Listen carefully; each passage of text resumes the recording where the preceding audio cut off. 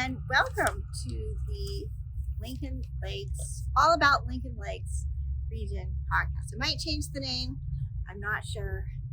And what is this podcast all about? First of all, I'm your host.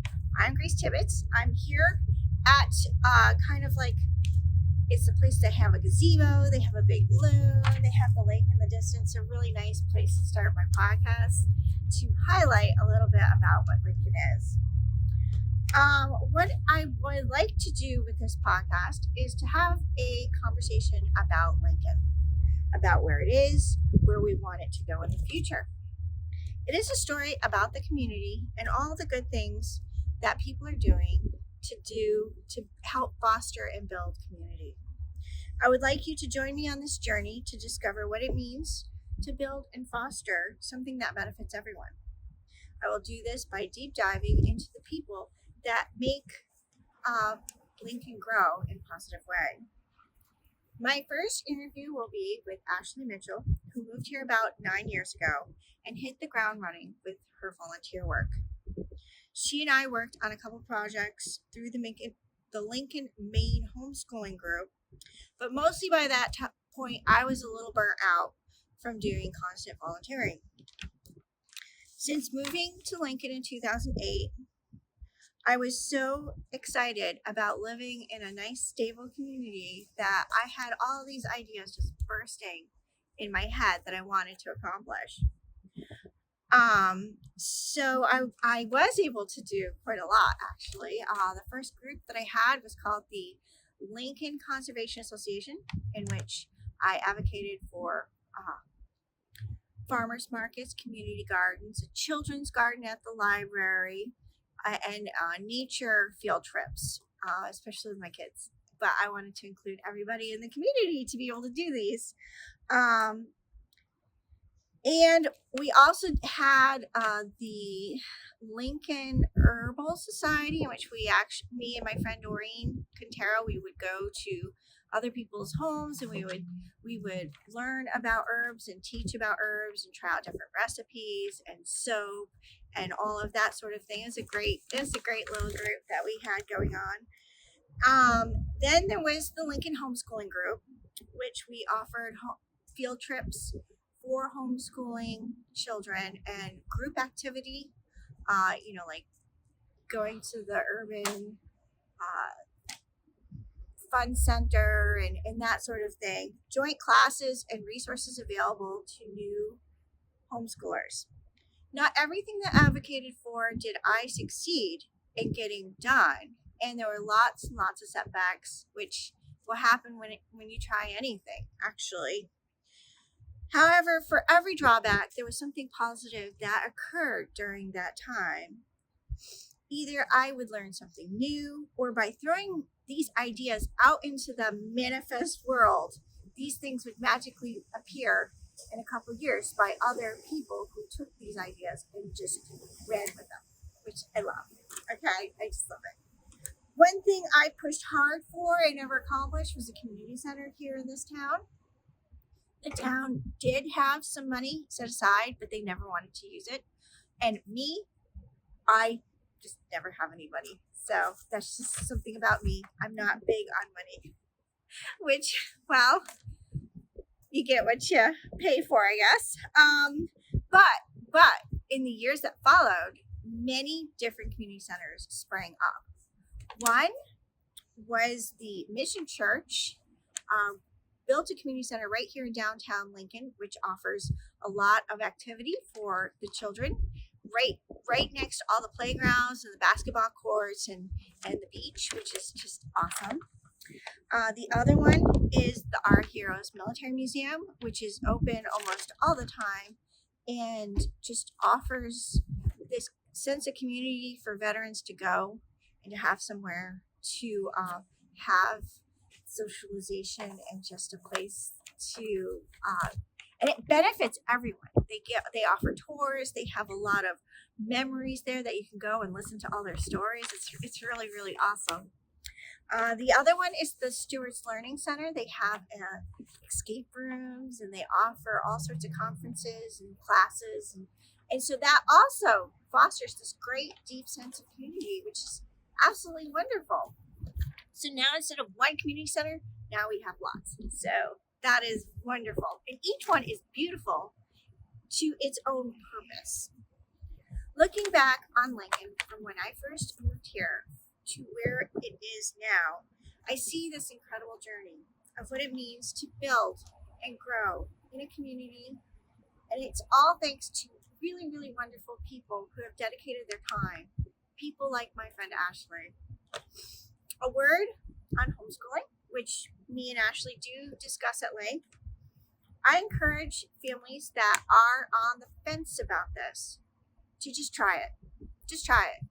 Because, I say this because childhood is really, really fast.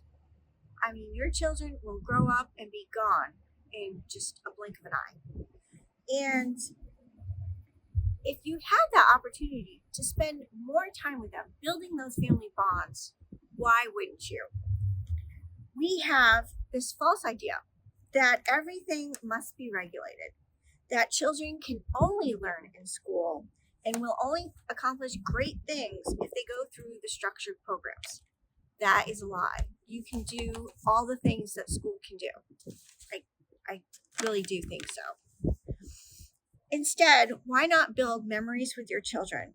Go do special projects together, and the things that you know in your heart you can teach to them, and the stories that you can build for memories and go exciting places. There is the idea of cost, which I know is hard on many families. I had to give up a lot of things to homeschool. There was a lot of things that I wanted to do, wanted to go and be, but for me, the money wasn't even the issue. It was that quality time to spend with my children. So I always worked with a shoestring budget. I'm very good at that. If I had to do it all over again, I would have never ever sent my children into the school system personally. But that is just me. By all means, do what is right for you and for your family dynamics. There are, however, many resources available for homeschooling families. I encourage you to reach out to your community to help you. Here in Lincoln, we have the Maine Homeschooling Association. We have the Lincoln Homeschooling Group. If you live in this area, or start your own co-op, you can do it. All things are possible if you work hard and try. Put your dreams to work. Pour yourself into these ideas. You will be surprised at how much you can accomplish. Without further ado, on to the podcast.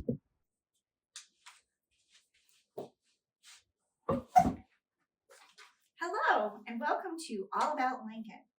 My name is Grace Tibbetts, the host of this program, and with me today I have Ashley Mitchell, who is a good friend of mine and a really exciting person that we're going to learn all about today. So, Ashley, tell me, how long have you lived in Lincoln? Almost 9 years. 9 years. And you're all over the place. You do a lot of volunteer work. Can you tell us something about that? Sure. So I volunteer at Our Heroes Military Museum as a librarian, a program director, and whatever else they tell me to do. And most of it's cataloging books, planning events, and making sure all our archives are in order. And if you donated something, we can hypothetically find it and locate it for you. So what is the Our Heroes Military Museum? It's a museum right here in Lincoln. It's dedicated to military in Maine and outside of Maine and memorabilia from all different eras. Wow, that's cool. Now, were you part of helping start that? Yes, so somebody from House in the Woods, Angie, put out a post on House in the Woods saying somebody wants to start a museum, call me if you're interested. And so I called, and that's how we all kind of found it and found each other and started it. Wow, when was that? I think we're going on like 2.5 years ago now. Wow, that's cool. Now, how has it gone from where it was to where it is now? Has it grown? Yeah, we're out of space. We would love more space. Of course. We have to rotate displays, which is a good and bad thing. You know, it's a nice thing to change it up so people don't get bored. But it's a bad thing when people come in and they're looking for, grandpa's knife or grandpa's uniform, and we have to say, well, it was already out, and we just don't have the space. Yeah. So we went from worrying about getting donations, because everything's there donated, to having so many donations, we don't know where to put them all. Now, do you have a lot of people stop by? Yep, we're open 6 days a week, 7 most of the time, and we have people come in every day. Wow, that's really cool. Now, who do you mostly get though? Do you get veterans or do you get people whose family possibly was a veteran? We get both. We get lots of veterans who come in daily to have coffee and read books and just have companionship. And we have a lot of people, I think everybody really has family that's been in the military. And so they come because it's the one safe place, especially now, that you can come in and see and respect everything and learn.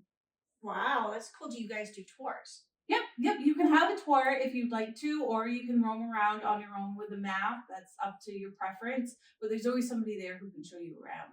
That's awesome. That's awesome. So, I hear too that you're about to do Save a Life. What do you know? Tell me a little bit about that program. So I work at Save a Life. I worked there for a year. So Save a Life Recovery Resource Center is a nonprofit and helps people affected by substance use disorder, whether they're the one who has substance use disorder or is a family member or friend affected by it. And we have programs like music and creative writing and support groups for those problems. And I've been there about a year now. Awesome. And on top of that, you're also homeschooling. Yep. You're homeschooling how many children? I homeschool 5 kids. Wow, that's Just awesome. 5. Just 5. But she's got so much time to do that. So tell me about your children. I have 5 kids. They're 6 through 15 now. The oldest just started driver's ed 2 days ago. Wow, cool. Yeah. So how's the homeschooling going? Great. Yeah. I love homeschooling. I have kids with learning disabilities, so being able to homeschool doesn't hinder any of that because we just go with our own pace. Now, are you part of a group or you guys just kind of do your own thing? I guess a little bit of both. We do our own thing, but we always go to a co-op and play games with other kids, or we go. My older kids, because I have a teenager at home who goes to regular public school. We all go to like creative writing at Save a Life, so we do programs all over town. Right, definitely. Now, how are you able to juggle all of these different volunteer things that you're doing with also being homeschooling, a mother, a wife, and all that? I just bring them with me. Yeah. Everybody they're asks. part of the whole Everybody process. asks, how do you do all this with having so many kids? And first off, I'm like, well, my husband works full time. You didn't ask him. And second, I bring them. That's my response. I just bring them with me. Yeah. Do you feel like that helps them grow? Yeah, they have to be involved in their community. And if this next generation doesn't know they have to care about their community, where does that put Lincoln or wherever you are in 40 years when you're in a nursing home? Like when I'm 80, I hope somebody is running all of this place. Well, I know I've seen your one daughter, Lillian, she's done like poetry at the library and all that sort of stuff. So kind of tell me a little bit about some of the things that your kids do in the community. Yeah, so being involved in the community works. Lily last spring just received the National Billy Michaels Leadership Award at the World War II Museum. And so she was chosen as Maine's representative. That's awesome. So all 50 states have a representative who received this award, and it is for community service. It's not for military history or veterans or anything like that. It's for community service. Some kids started food banks, some are just really involved in their school. And she was chosen for all her work between the library and the museum and everything she does in life.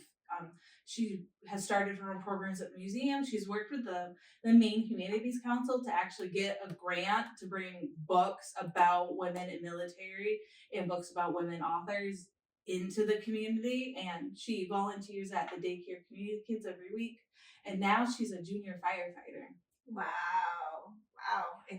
And so explore the option of, because the concept of homeschooling, I know a lot of parents who might want to homeschool, but they're a little nervous about that idea because a lot of parents feel like I'm not I don't know enough to be able to, because that when they go to school, they have like their subjects that they're going to be taught. But now you are like, you're the math teacher and the reading teacher and the science teacher, and you're everything.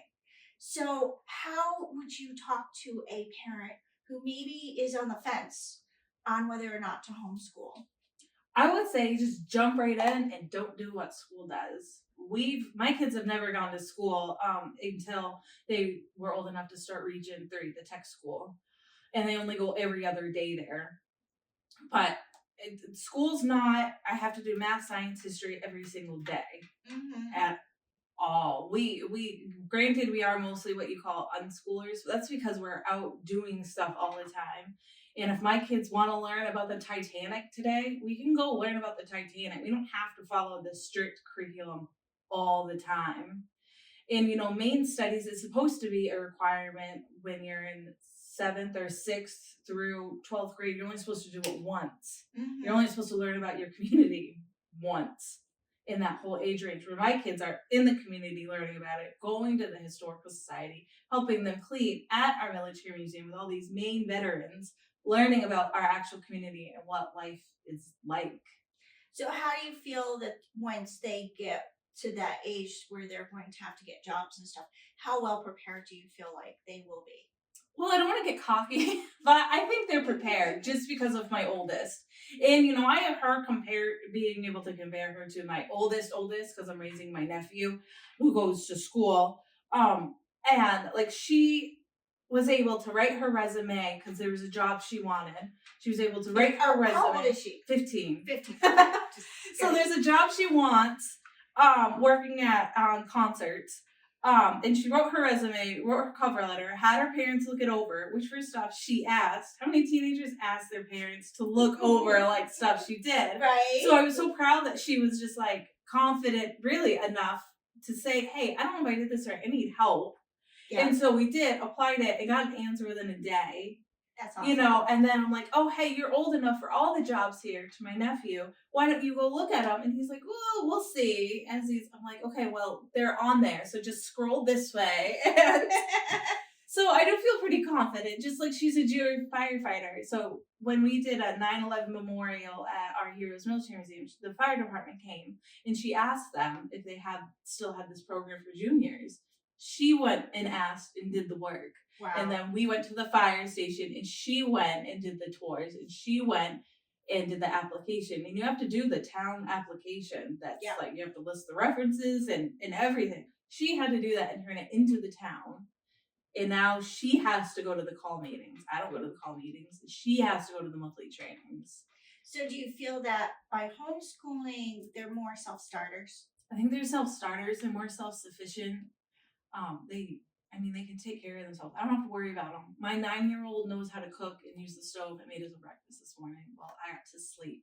So I think homeschool moms technically get more sleep on the weekends. So there is the question of socialization, because school, they're missing out on having that relationship with all the other kids. What do you say about that idea of socialization and having other classmates from all over the community? I wish we socialized less, actually. Socialization is not sitting in a classroom with only peers your own age. Yeah. When you get older, are you only hanging out with people that are just 30 or just 40 or just 50? Yeah. No, actually, frankly, I don't have any friends that are my age. So, no, we don't. If we only hung out with people our own age, would we even be sitting here? Right. So, the socialization, that you only socialize with one adult all day and maybe with a grade lower or higher than you at lunchtime is not realistic. My kids socialize with adults all day. They socialize with other kids all day. My youngest gets along better with older kids and looks up to them. Socialization isn't just in one single square box all the time. I wish we were home more, actually. There's some days where I cancel everything because I don't want to leave the house. Right. So I've already left the house 6 days. I don't blame you at all, definitely. So what about affordability? I don't pay anything for homeschooling. Like I said, we are mostly unschoolers, but we're not the unschoolers where there's a stereotype where your kids just rule the roost and play video games all day. They get to choose what they learn. We have stricter things like reading. Yes, we have to do our reading books or handwriting, and math. But we're in an age of technology where you don't have to pay for anything unless you actually want to, like our books. But then we have the library. We have 2 libraries here. Yeah. So I really don't have to pay for anything. I do outsource math because I hate math, and that was one thing when we decided to homeschool. I didn't want to instill the hatred of math in them. Right. So we do that, but there's so many online programs that they've figured it out. They all know math better than I do, which is the point of homeschooling, right? Because if they were just going to school, they might learn it, but I went to public school my whole life. I obviously didn't learn it very well. Right. And now they're fine. They're all set. Awesome. Well, I can't think of anything else to say. So what other things do you volunteer to do? I'm head of the library advisory board, which is as boring as it sounds. We talk about what they're doing and numbers and budgets and stuff. I'm at the museum. I'm driving kids around all day. I'm on the events and tourism committee for the town of Lincoln. Wow. So I've been on that since it was like a big conception, I guess. Probably about 8 years ago at least now. So we plan all the town events like Loon Festival, Dodgeball Tournament that's coming up. What else is coming up? They do Comedy Fest, September Fest, the Cabin Fever Reliever, and I run the fishing derby for that. We raise money for the Brady Nickerson Foundation that helps kids sports and pediatric cancer research. We partner with an organization called Alex's Lemonade Stand, and we donate to specifically research osteosarcoma, which is bone cancer. Wow. So that's a big deal. We just had our fishing derby and raised about $1,000 just here in Lincoln, which just shows how great this place is. I mean, really. Yeah. Well, I think for interviewing, I think you're probably the best pick because you're almost encapsulating what the town of Lincoln is and all its positive attributes. So thank you so much, Ashley, for coming on my podcast today. I really appreciate it. Absolutely. And, thank you so much. And thank you for much